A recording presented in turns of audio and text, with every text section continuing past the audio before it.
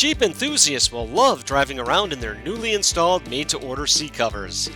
In this video, we will show you all the steps for a simple install and provide some useful tips along the way.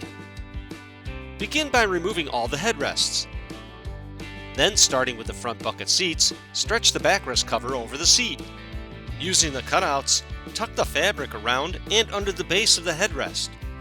Now, push the hook and loop straps through the crevice of the seat bottom.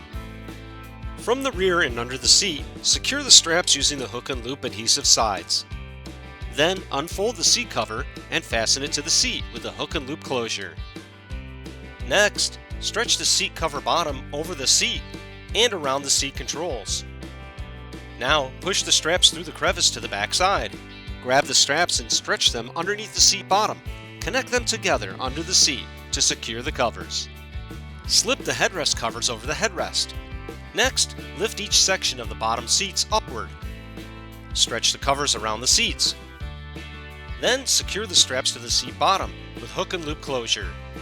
Next, stretch the fabric over each section of the rear backrest.